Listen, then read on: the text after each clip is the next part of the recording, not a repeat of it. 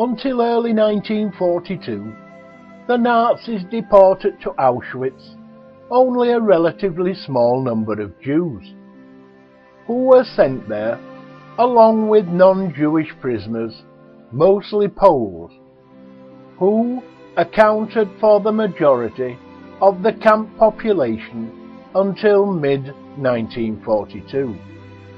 They were among the first transports of more than 1,000 Polish political prisoners sent to Auschwitz in June 1940. All of them died in the camp within a short time.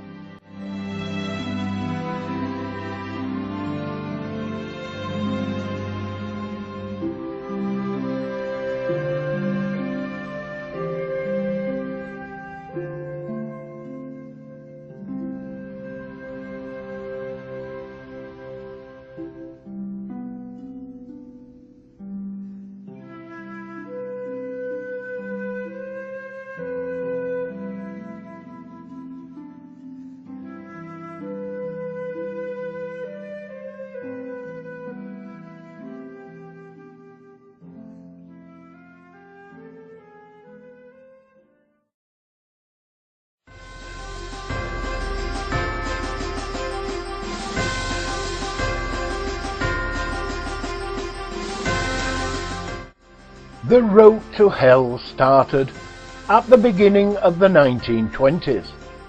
The Nazi Party was one of many radical political groups that gained support in Germany as a result of public dissatisfaction with the outcome of World War I, the loss of territory in the East, the numerical limitations on the Army and Navy, and finally the economic crisis with the ruinous hyperinflation all served to foster a belief among the people that the situation resulted from collusion between sinister forces aiming at destroying Germany and depriving the country of its status as a superpower.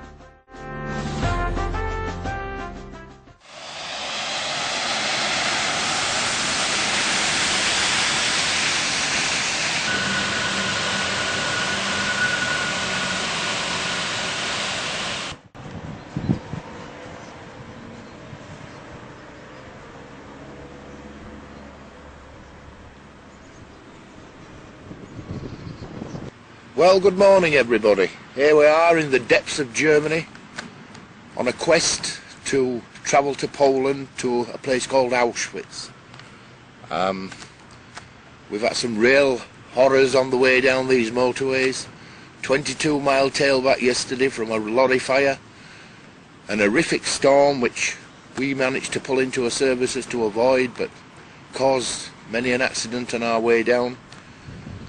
We're reporting from a service station where we spent a beautiful night. It's an excellent morning here. We're just about to set off again and trample through towards Dresden. The majority of Germans, fed for years on nationalist propaganda, had no doubt that Germany enjoyed a divine right to such a status as a superpower.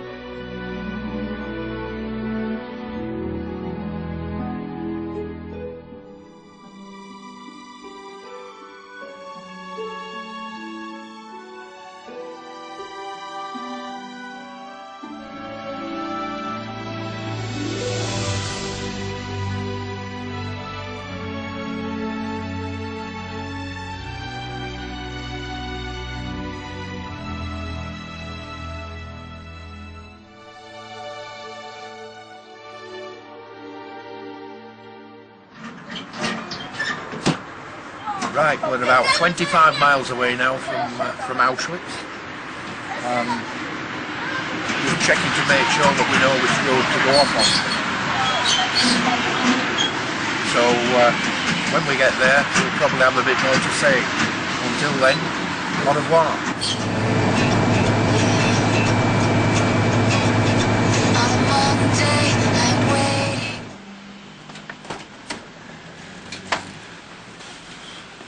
Well, at last we're here, Auschwitz. But I wouldn't recommend anybody travelling down those roads in Poland, for God's sake. If you come in, make sure you do your own work. Just going to get ready now, get all the gear ready. You don't have to pay to go in, but they recommend that you go around with a guide. So it's 10:30. It's starting to rain, so we're just going to get the gear ready now and have a wander round. Auschwitz has become the symbol of terror, genocide, and the Holocaust. It was established by Germans in 1940 in the suburbs of Oswiecim, a small Polish city that was annexed to the Third Reich by the Nazis. Its name was changed to Auschwitz.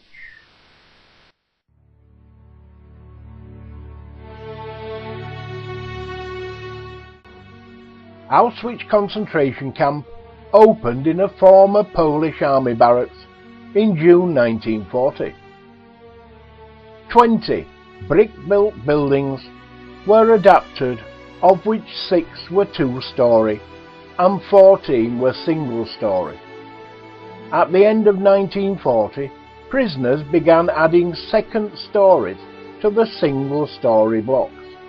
The following spring, they started erecting 8 new blocks. This work reached completion in the first half of 1942. The direct reason for the establishment of the camp was the fact that mass arrests of Poles were increasing beyond the capacity of existing local prisons. Initially, Auschwitz was to be one more concentration camp of the type that the Nazis had been setting up since the early 1930s. It functioned in its role throughout its existence, even when, beginning in 1942, it also became the largest of the death camps. As a result of the building work, a complex of 28 2-storey blocks, the overwhelming majority of which were used to house prisoners. As a rule, there were 2 large rooms upstairs and a number of smaller rooms downstairs. The blocks were designed to hold about 700 prisoners each, after the second stories were added, but in practice they housed up to 1,200.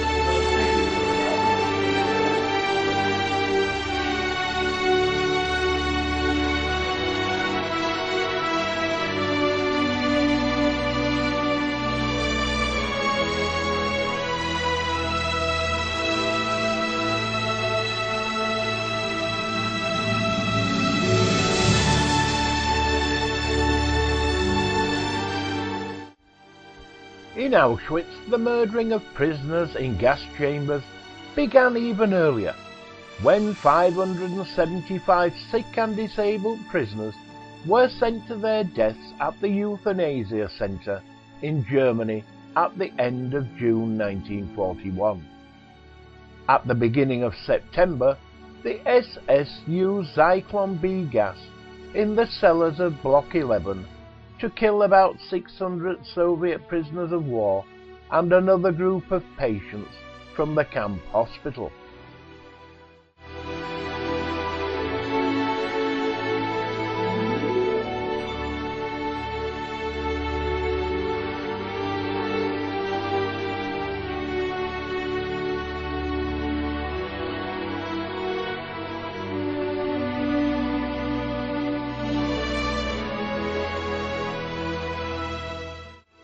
As we move into the exhibition area, here you will see human hair cut from the heads of women, cooking pots and pans, washing bowls, piles of spectacles, Jewish prayer shawls, artificial legs, crutches, graters, flasks, suitcases with names and addresses on them, piles of men, women and baby shoes, shaving brushes, razors and toothbrushes. These were all collected from the belongings of the murdered victims of Auschwitz.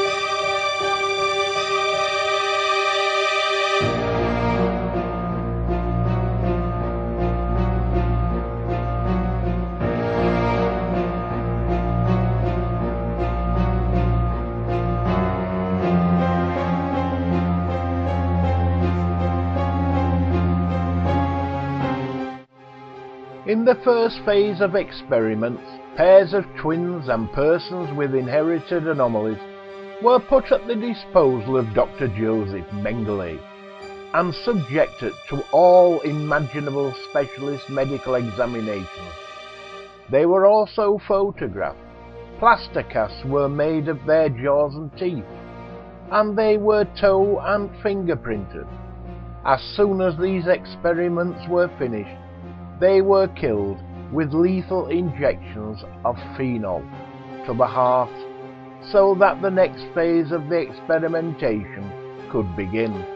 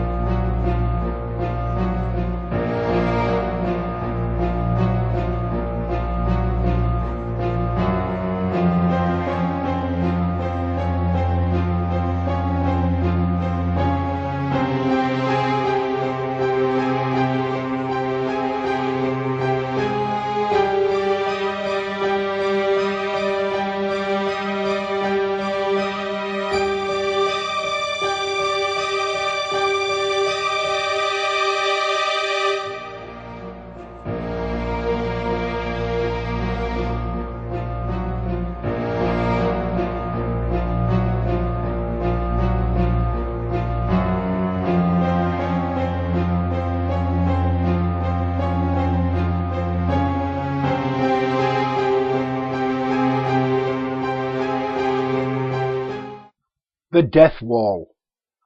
Prisoners were brought from Block 11, marched down to this wall, and then shot by firing squad.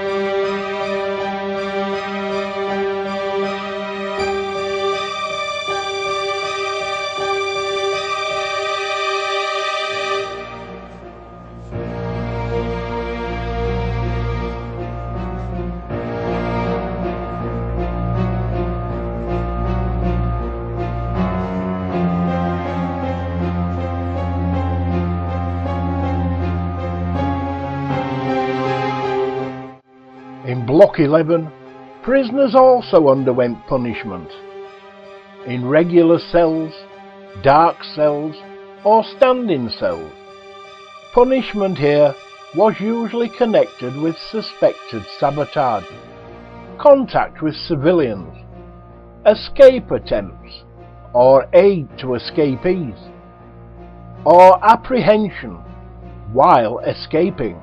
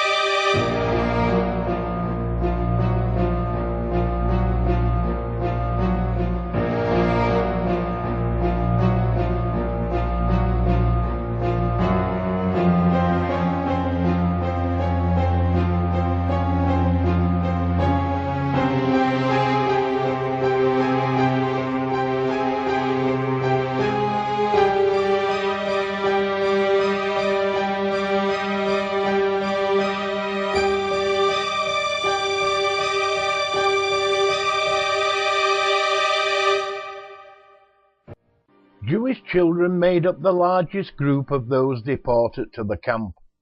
They were usually sent there along with adults, beginning in early 1942, as part of the final solution of the Jewish question.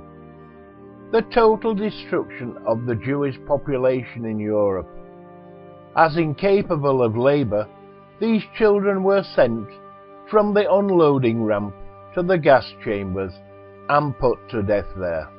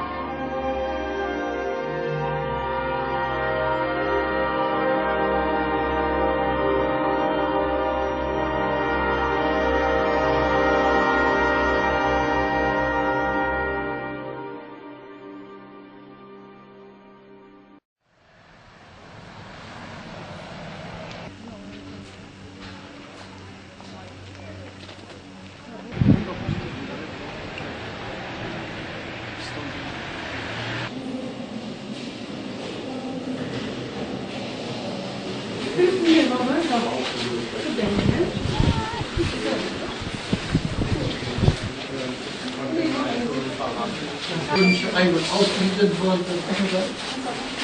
4.800 Einwohner waren ausgesiedelt. Dieses Holzbarack, Aufnahmegebäude, dort warteten die SS-Häftlinge fahren wollten. Dort musste die Häftlinge deutsche Sprache auf das Verhältnisstadt, ungarische Lager, Männerlager, Zigeunerlager in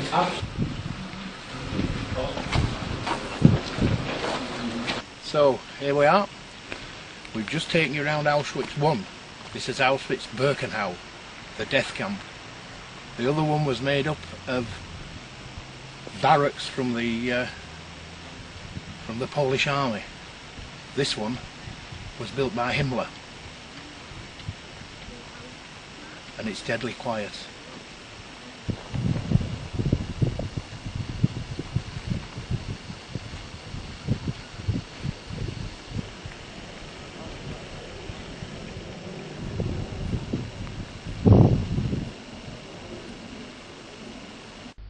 This is where the cattle trucks arrived carrying the Jewish men, women and children. They were unloaded here and then segregated, men on one side, women and children on the other. Most of them went directly to the gas chambers.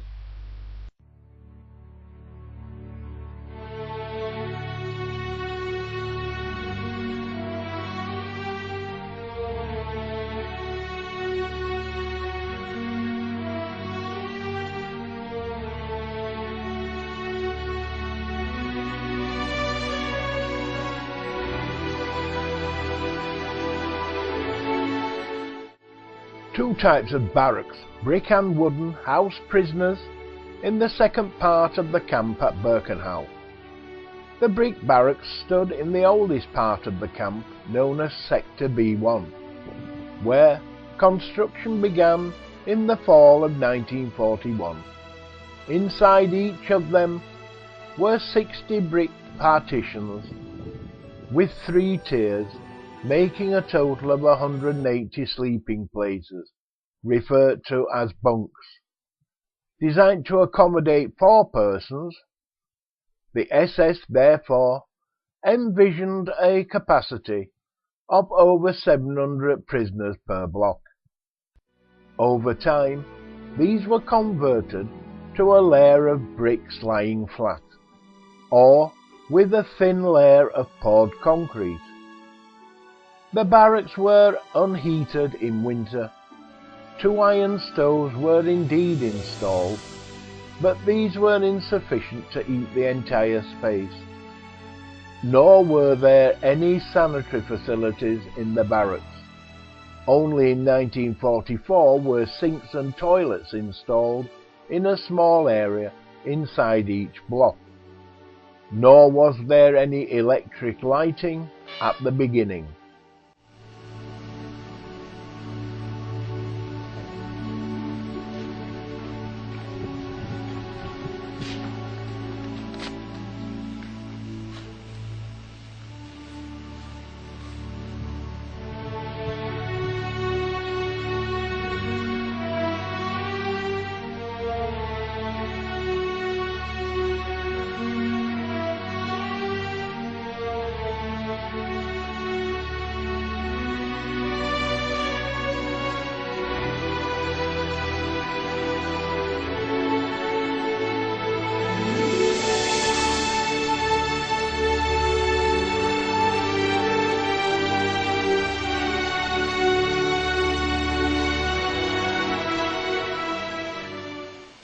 The primitive communal toilet block still has German writing on the wall.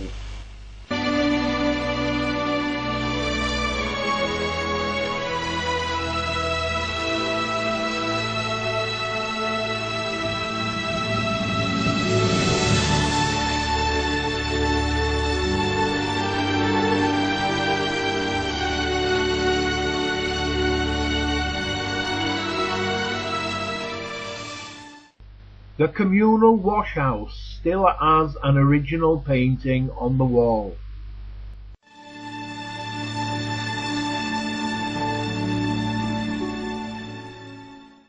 The gas chambers were blown up by the retreating Germans prior to the camp being liberated.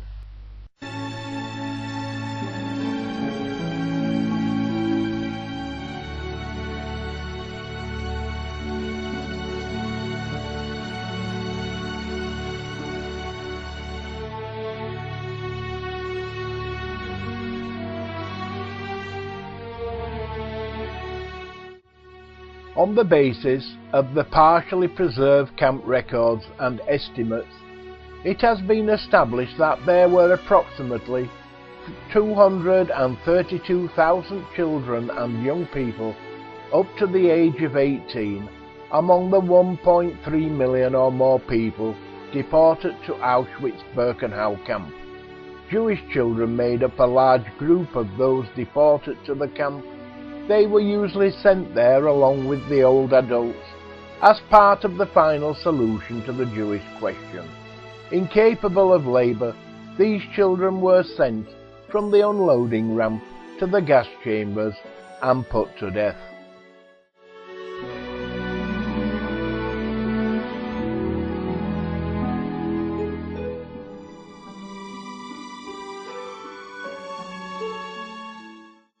Large pits were dug by the Germans, and the ashes and remains from the gas chambers and the crematorium were just dumped into them.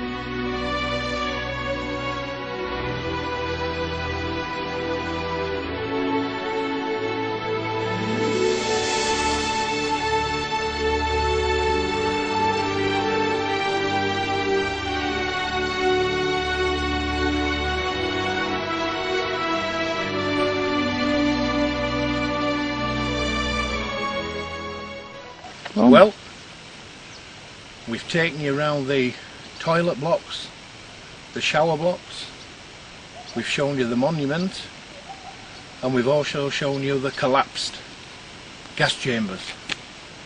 It's a very, very eerie feeling you get when you're walking round. There's people deep in thought, there's groups of Jewish people playing Jewish music all over. I think that everybody needs to come, to be quite honest. It's living history, but it's history that's not too old. 60 odd years, it's nothing, nothing. I think that I've finally realised exactly that a race of human beings could murder people in the millions. 2 million people estimated to have been killed here, whether it's by gas and then incineration, or whether it's just gas and buried. We're just going now to the shower blocks. We've been here now probably a couple of hours and we've seen nothing. The place is absolutely massive. This is the shower block. Notice the holes in the roof where the gas pellets were poured through. After the people were dead, their bodies were taken and burnt in the gas chambers.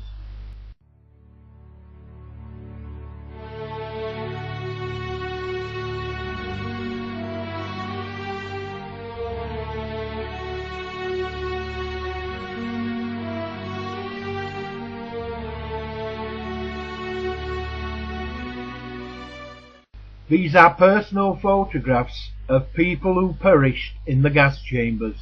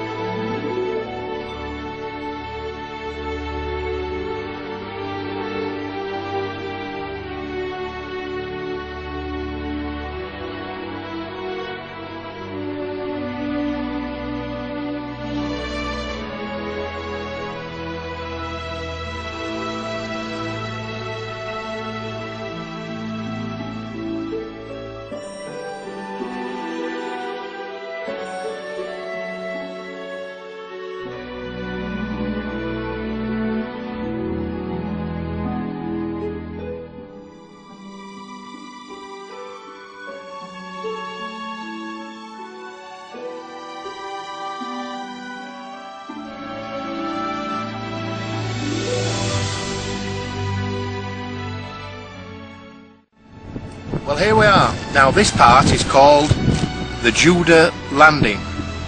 Why? Because during the building of Auschwitz Birkenau, which is just over here to my right, when the people were transported in the cattle trucks, because the railway line wasn't into Auschwitz Birkenau at this particular time, the carriages came here and the people were unloaded.